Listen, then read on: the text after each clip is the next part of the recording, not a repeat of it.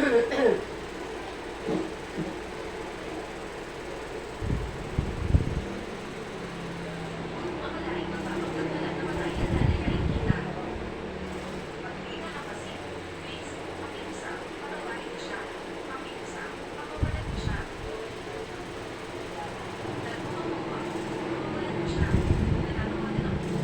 thank you.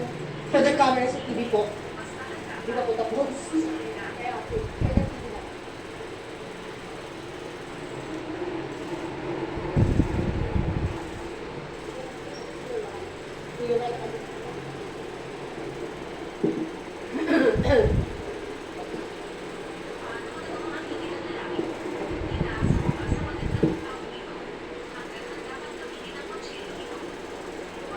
Thank you for the photo.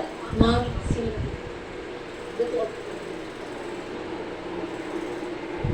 Napasalamat at napagkatiwalaan na magtrabaho sa Senado at isinulong ang mga batas na naniniwala kong nakakatulong. At alam naman natin si FPJ mabait, matapang pero hindi mayabang, at higit sa lahat ay tumutulong.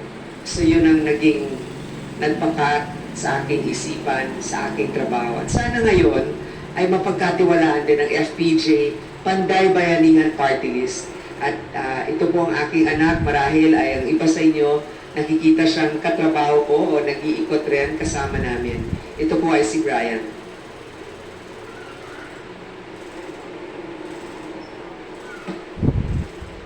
Maraming salamat po at magandang umaga po sa ating lahat. Ako po si Brian po, ang anak ni Senator Grace po, apo ni FPJ at first nominee ng FPJ Panday Bayanihan. Matagal na ako nagsilbi bilang isang public servant. Nagsimula po ako bilang legislative officer, naging political officer, at naging chief of staff ng aking ina na si Senator Grace po. 10 taon po ako nagtrabaho sa gobyerno para magtulong sa aking ina at para sa mas magandang kinabukasan para sa ating bayan. Nag-aaral ako ng sustainability, ng national security, at public administration. Nagpag-consulta po ako sa iba't ibang representante ng iba't ibang sektor tulad ng youth, farmers, fisher folk, urban poor, frontliners, transport, at informal sector. Mula 2013 hanggang ngayon, tuloy-tuloy ang tulong na binibigay namin. Ngunit ngayon ay napatapos na po ang termino ng aking ina. Importante na ituloy namin ang kanyang legislative agenda at ang pangarap ni FPJ para sa bayan. Nagbuo kami ng plataforma at sa mga sumusunod na buwan, tuloy-tuloy ang pagkonsulta namin sa mga experts para maging mas inklusibo at effective ang aming legislative agenda. Dati po ito foundation, ngunit hindi pwede puro pamimigay lamang. Mga 45,000 Filipinos ang tinulungan ng FPJ Panday Bayanihan, ngunit mahigit 115 million ang kailangan ng tulong namin. Kailangan ng tamang plataforma, tamang batas, at mas malawak na makinarya upang makatulong tayo sa mas nakakarami. Kaya naghingi ako ng tulong sa mga kaibigan natin sa Pangasinan, sa Batangas, sa Mindoro, at sa buong Pilipinas.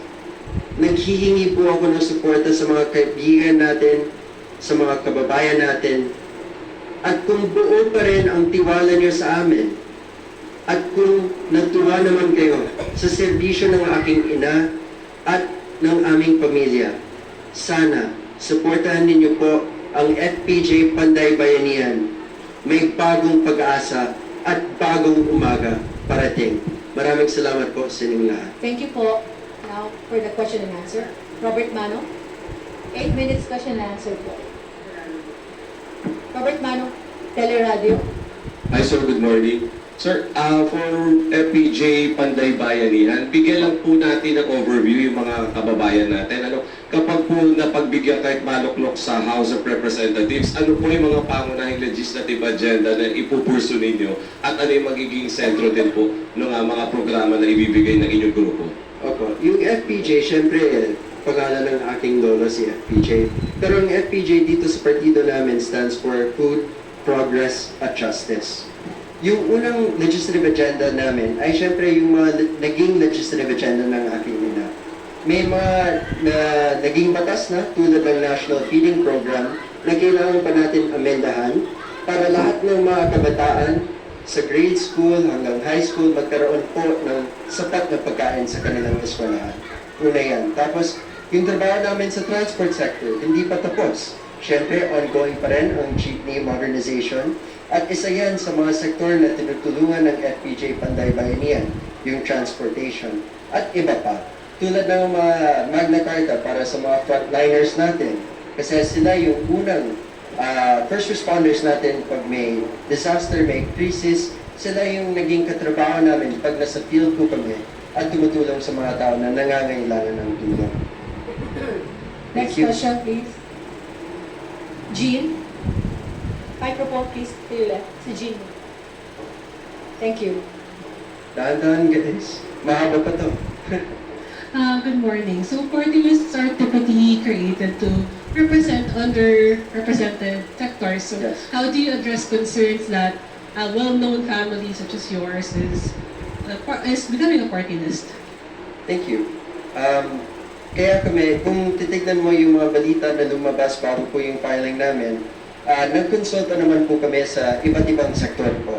At nagbuo naman kami ng tamang plataforma para i-address natin ito.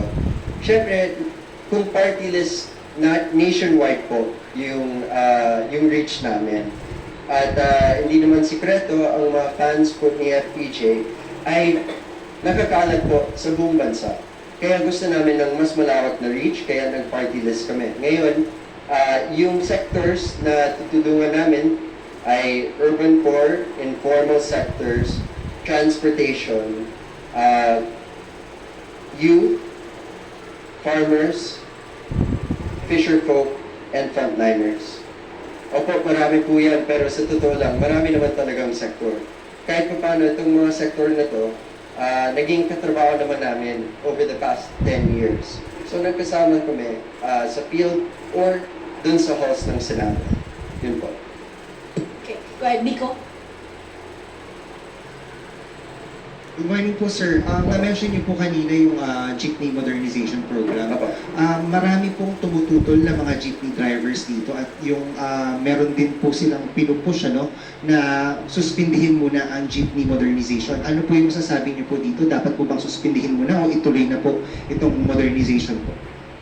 In the end, kailangan ituloy yung modernization. Pero sa ngayon, hindi pa kumpleto kasi lahat ng datos na kailangan nila.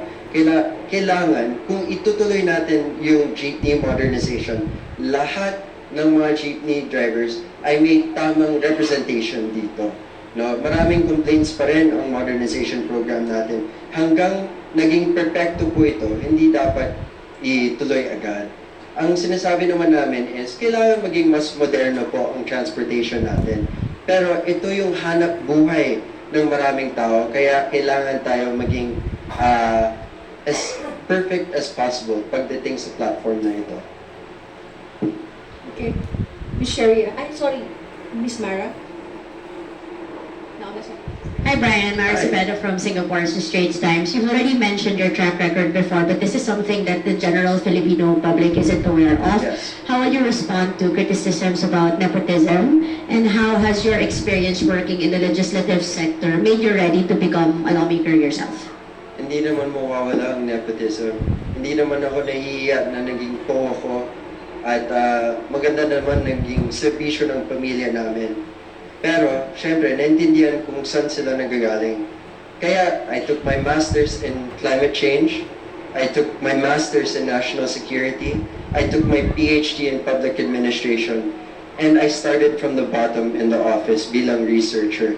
Lahat ng naging legislative agenda ng aking ina dumaan sa desk ko. Kaya, sa tingin ko naman, handa po ako magsilbi para sa bayan. Thank you. Okay, Ms. Sherry Ann. Hi, Brian. Hi. Yung usual route na nakikita ng marami kapag yung magulang nagiging senador o kaya yung kapatid nagiging senador din yung anak. So, may iba rin nagtatanong, bakit instead of the Senate, kung saan eventually aalis yung nanay mo, bakit party list ang pinuntahan mo? Well, una po, masyadong bata pa po ako. 32 pa lang ako. 35 yung requirement. Pangalawa, kahit 35 naman ako, hindi pa sapat ang aking karanasan. No? Sa tingin ko, mas maganda kung dadaan ako sa Kongreso para at least kahit paano matutudan ako yung lakad dyan sa lower house. At para magkaroon kami ng mas maraming kaalyado para sa aming mga batas na gustong ihain. Okay. Last question. Before I go to the next question, if I could kindly introduce my second and third nominee. Our second nominee is Mark Patron from Batangas, son of Mayor Ben Patron. And our third nominee is Hias Dolor, wife of Governor Bons Dolor. Ayan, ng Mindoro po. Ayan, ito po yung mga kasama ko. Ayan po.